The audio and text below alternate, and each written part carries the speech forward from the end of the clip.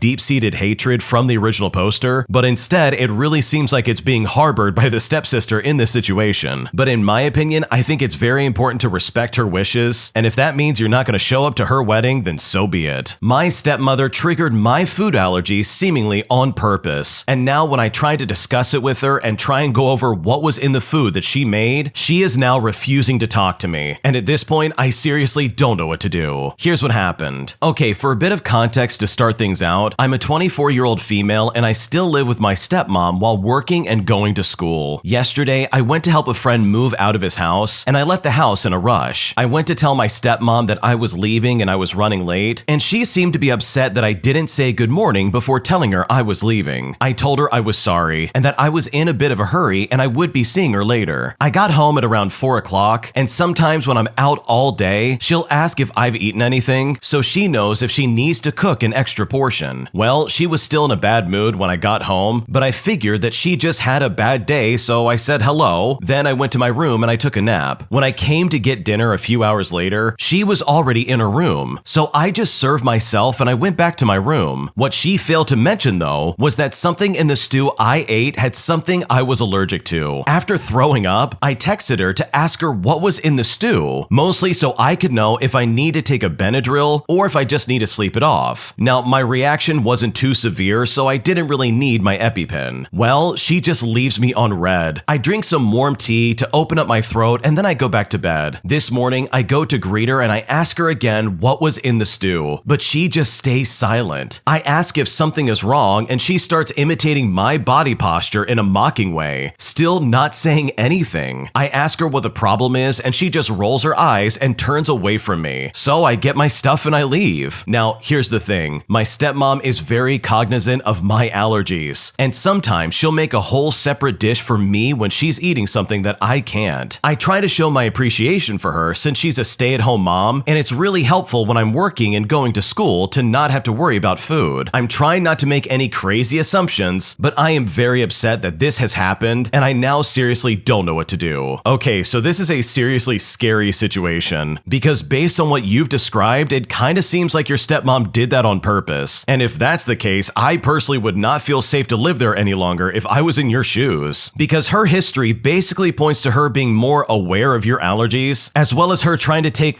deliberate steps just so you don't get sick from what she's eating. So when you ask her, hey, what's going on? What did you put in the stew? And she's just sitting there doing nothing about it and not responding in any kind of way, that in my opinion is a massive red flag, and that is seriously unsafe. It really seems from the outside looking in that she straight up tried to poison you. And that, in my opinion, would be more than enough reason for me to start calling friends and start asking whose couch I can sleep on until I find a place to live. Because what she did is unacceptable. And in my opinion, it really seems like she did that on purpose. My grandfather's entitled children tried to hide the fact that he passed away in the hospital and also tried to secretly hold a funeral just so that my grandmother and the rest of my family could be left out of my grandfather's funeral. And I'm honestly blown away by someone's entitlement as well as how evil somebody truly can be. Here's what happened. Okay, so my grandfather passed away when I was just a baby. When I was older, my nana married a new man, a widower who I called Grandpa Walt. He was the only maternal grandfather that I knew, so I considered him my family. I didn't know this during the decade that I knew him, but his children from his previous marriage did not feel the same about my nana. They did not believe in remarriage and considered her the most evil person in history for tempting their father from his vows to their deceased mother. They refused to see him in the home that my nana owned, so that when he got older and had difficulty leaving the house on his own, they mostly just stopped seeing him for years. He had never mentioned his kids, so I knew nothing about them. Eventually, he started getting bad enough that prolonged hospital stays were getting more frequent, and he needed to be in and out of full-time care. Whenever he was in the hospital, she would visit him until he could return home. They had been snowbirds, spending winters in Florida and summers in Michigan, but because of his health, they had not been able to go to their Florida home in many years. years. They decided that she would go down for a week or two to make sure the home was okay and start the process of selling it before its value dropped from lack of maintenance, while he was safely in full-time care with staff they had known and trusted for years. Then they could use the money from the sale for his care. I went to visit him the day after he left to make sure he was doing okay. His son and daughter were there, and it was the first time I had ever seen them. I had barely even been aware of their existence, but I figured out who they were from their context. I said hello and I tried to introduce myself, and they pretended as though I was invisible and that they hadn't heard anything I said. They were literally acting like children, so I just sat awkwardly in a chair. They proceeded to stand there for over an hour, talking right in front of me to Grandpa Walt about how evil my Nana was, that she would abandon him in some dirty hospital and run off spending all of his money partying in Florida, and how they hoped he would remember that when it came to his will. It should be noted that my Nana, while by no means wealthy, had a lot more money than he did, and all of their property was hers from decades before she even met him. She was also an elderly woman with a hip replacement who had to use a walker, and this is the kind with yellow tennis balls on the legs, so she was in no condition to be partying in Miami or whatever they thought she was doing. Well, he never once responded. He just stared straight ahead with glazed over eyes. I wasn't sure if he even heard anything they said. He was not looking very well, but I knew he always had his ups and downs, so I didn't imagine anything was unusual. But I was flabbergasted. Looking back, I wish I had spoken up, but I was a teenager at the time in a hospital room full of sick and dying people, and I didn't know how to fight back without causing a huge scene. Eventually, I just took a brief pause in their rant to stand up and tell Grandpa Walt that I had to go, and that we all loved him and his wife would be home soon after she took care of the house issues. The entitled son and daughter spoke to me for the first time, telling me that I didn't need to come back because they would be there for him and I was not his family. I then rushed to my parents' house and I told them what happened, and they filled me in on their issues. And it seemed like even if they seemed awful, I knew it wasn't my place to try and keep them from their father. So I stayed away, and I gave them time to catch up and hope that when I wasn't there, they could just catch up and figure out their relationship. Well, a few days later, my Nana got a very strange call from the hospital. A nurse that she knew very well from Grandpa Walt's hospital called her up and asked her how she was. Well, my Nana was fine. The nurse then awkwardly asked her, "Well, do you know?" My Nana asked, "No what?" And then the woman broke down. Grandpa Walt had passed away nearly 24 hours ago. His son and daughter had forbidden the hospital from contacting my Nana and said that they would let everyone know about the funeral arrangements. I have no idea what weird loophole caused higher-ups of the hospital to follow along with this, but his nurse sensed something was up and took a risk calling to make sure that my Nana knew. So it was equally as devastating to find out that she did not. I mean, none of us did. They were attempting to hide his passing and hurried up to hold a funeral before any of us found out. The nurse let us know where and when the funeral was taking place, and my Nana called all of us on the way to the airport to let us know. We started the phone tree to our whole family, and soon after she was back and we were all on our way to the funeral. The look of rage and disgust we got when we walked into my own grandfather's funeral, especially what my Nana got for walking into her own husband's funeral, was terrifying. They glared angrily, and you could see that they wanted to scream and throw us out, but decided not to cause a scene. Instead, his daughter walked up and grabbed a fruit basket off the table. She announced that she was putting it in her car, and if any of her guests wanted fruit, they could ask her and she would go to get it in the car, because she didn't want just anyone eating her fruit. The son and daughter gave speeches about how their father was finally in heaven, back with his one true love, their mother, and finally free from those who tried to tear their love apart. The staff of the funeral home eventually clued into the weird dynamic and found a way to put my Nana's car in the front of the procession when neither of Grandpa Walt's kids were looking, just to give her a brief moment of respect. She was ticked off, but there was nothing that she could do. These people thought their own opinions on the definition of "till death do us part" entitled them to hide my Nana's husband's passing from her, hold their own funeral, and surely they spent days pressuring their father to cut her out of his will. And I wish I could have seen their faces when they found out that none of the property they were salivating over was even owned by him. It was a terrible, painful day for her to have to fight her way into her own husband's funeral. I was very sad, but I could not help but laugh at the fruit basket thing. It just came out automatically. It was the saddest, most petty, most evil, pathetic power grab I've I've ever seen in my life. Wow, these people seriously are some of the worst people on planet Earth. Like, I can't imagine someone being so evil that they would try to deny their father's wife, even though it's not his original wife, the opportunity to go to his funeral and grieve his passing. Like, seriously, you have to be so unbelievably twisted to pull that off, all under the guise of you being like justified for it. Which, by the way, their justification for the way they treated this Nana is completely uncalled for. People get remarried when their spouse passes away all the time. Like, this literally happens all the time and there's no conflict. I personally find no conflict with that, and anyone who does and then openly is combative with that person for the rest of their father's existence, in my opinion, is one of the worst types of people on planet Earth. Because this behavior didn't need to happen. They could have just let this guy live his life in peace and not try to attack their father's new wife in some kind of weird way. So what they did is so unacceptable, and I seriously hope for the sake of you and the rest of your family, you all never have to deal with that side of your family ever again. My boyfriend gave me a marriage ultimatum, stating that I only have the weekend to figure out if I want to marry him. And right now, I am stuck feeling unsure of everything, and I seriously don't know what to do. Here's what happened. So, to start things out, on Friday, my boyfriend asked me to deeply consider marriage over the weekend, and that I have until Monday to give him my answer. Now, here's the thing. We've been dating for over a year. He needs to marry for immigration and religious reasons. He's been living here for almost 10 years and is supposed to have an upcoming court case this year regarding his immigration status. Also, according to his religion, dating is not allowed. He told me he needs to make this next step in his life and that he has to do better in practicing his faith. Now, he is broke and he has a poor credit score. In his religion, the man is responsible for his wife, so I'm just wondering how I would be taken care of if this is his current situation. I don't feel comfortable getting married if we're going to be struggling financially right from the get-go. I would like to at least have a plan in place, but he thinks that is something that we can worry about later on. Yesterday, I went to talk to a priest, and he said me and my boyfriend can set up a meeting to discuss marriage. My boyfriend would like to have a religious ceremony from his faith, so I feel it's only fair to have one from mine as well. I called my boyfriend to tell him about making an appointment, and he refused. He said Monday is the deadline, and I thought he meant as in give him an answer and start planning, but no, he means Monday as in go to the courthouse and get married that day. He also told me this past year that we've been dating that he's gotten many opportunities from women that are interested in marrying him. He said he declined or ignored all of them because he wants to be with me. Now, I don't know if this is true or if he's trying to make me jealous, but I ended up talking to my mom about it, and she said she feels he is brainwashing me and that I should not be pressured into this. She suggested not to make any big decisions right now. This all just doesn't feel right. Is this manipulation on his part? I mean, how do I move forward? What should I do? Let me tell you something. If I had a giant red flag that I could start waving around like crazy, I would do that literally right now, because what your boyfriend is doing is insane in my opinion. He's demanding that you get married on Monday to him right then and there at the courthouse. And it does seem like he's putting the pressure on you and trying to guilt trip you into doing this. I mean, I'm right there with the original poster. I kind of thought, just like the original poster, that she had until Monday to decide to get married and then they would start planning out their marriage. But no, this guy's like, we're gonna get married on Monday and we're gonna go to the courthouse, while also implying that there's other women he could go to if she doesn't want to do it. But that just seems like a lie, because he's like, oh yeah, there's all kinds of other women that will marry me. Like, what are you talking about? Is he dating other people behind your back? If that's the case, then he's probably cheating on you or something like that. Like, that just seems like a really outlandish statement that's not completely true. And it's also really concerning about how much pressure he's putting on you to get married right now. Like, there's no time to think about this or figure out the situation. He's like really trying to be like, no, come Monday morning, we're going to the courthouse and getting married. That, in my opinion, is super sketchy. And I know if I was in your shoes, there is no way I would get married right away, all because somebody is demanding it, seemingly just so they can make some kind of step in their immigration status. Because at the end of the day, I seriously think these two are connected, and I just don't think it's right for your boyfriend to pressure you in this way. When you subscribe, make sure to hit the bell to turn on notifications. To finish listening to all the stories, check out the playlist at the top of the description. And if you like Am I the Jerk, make sure to subscribe to Am I the Genius. Everything will be linked down below in the description.